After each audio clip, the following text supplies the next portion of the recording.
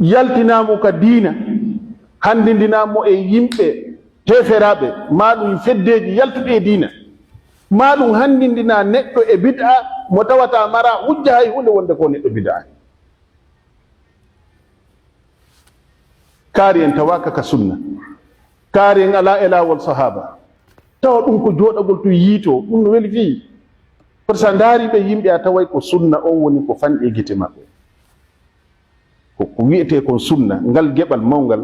ko ɗum waɗi si yandi on ko fanɗi o an on a yahi wota ɗaɓɓu gandal taw ko fi liddagol karma koɗɗo ko probléme molnaɗo ko jarrabuye molanaɗo wonanta neɗɗo nelaɗo sallllahu alayhi wa sallam ɓe maaki man talaba al ilma liyujariya bihi l ulama aw liyumariya bihi sufaha falahu naru jahannam kala neɗɗo ɗaɓɓuɗo gandal tawi ko o liddora karmakoɓe ɓen woni ko ɗaɓɓiri gandal ngal maɗum koko o wenjira yimɓe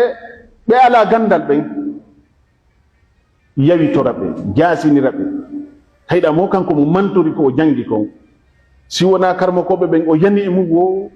ɓe janga ɓe anda o masala o anda ɗum gandal wona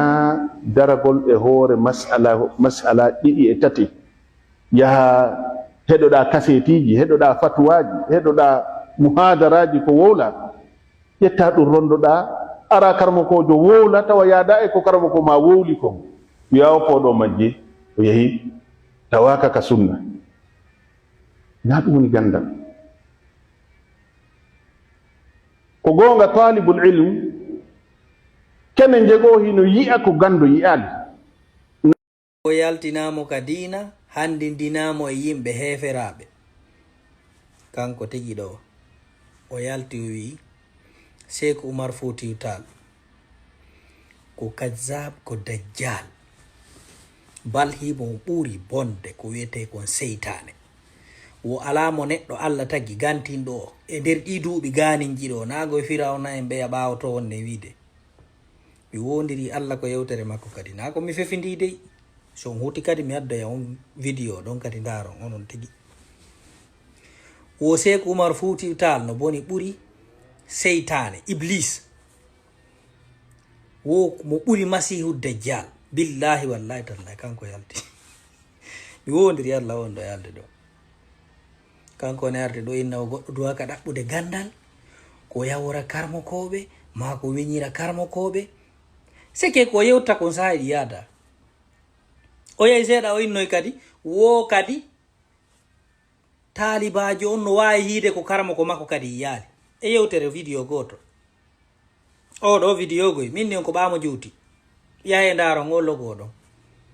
anda ko Guinewood TV gonɗu yahe daron tu vidéo no ton on ƴeewa mo ɗon hawgas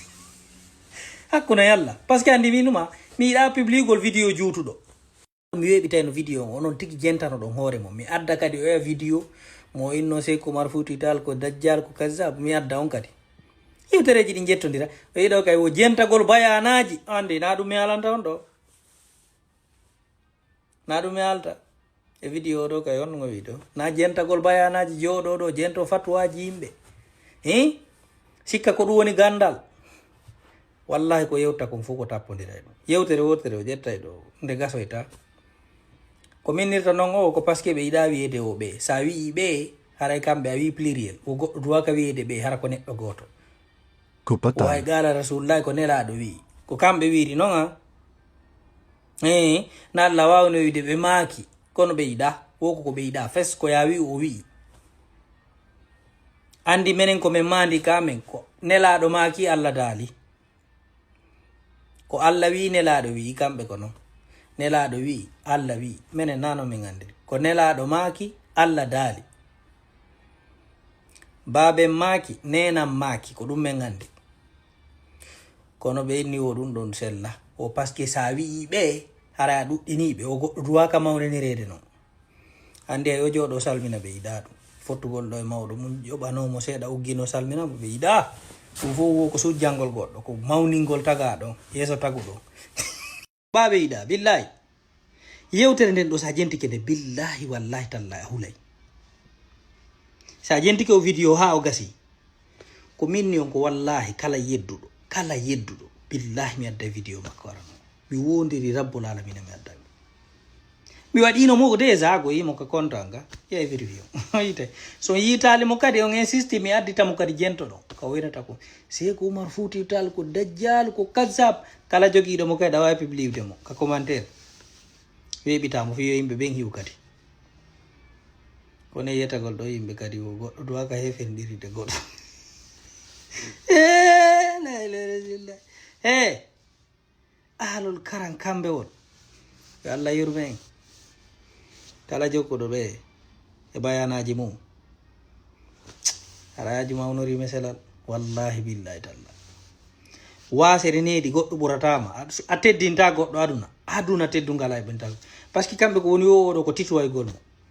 koye ɓe jangga dina ɓen ko ɓe formulay yewtere tawa ko teddungal kamɓe ko honɗum wiɗa honɗum ndaɓere joni hay kala ka rewɓe amen fuɗɗino jentade bayanaji maɓɓe joni fayda ɗu tayde debbo pullo wiɗo modi mum maaki ko wiɗa kaari o wi san ɓe salɓitoma aynnayi kamɓe daltitolorre ma nde onon en huwotiray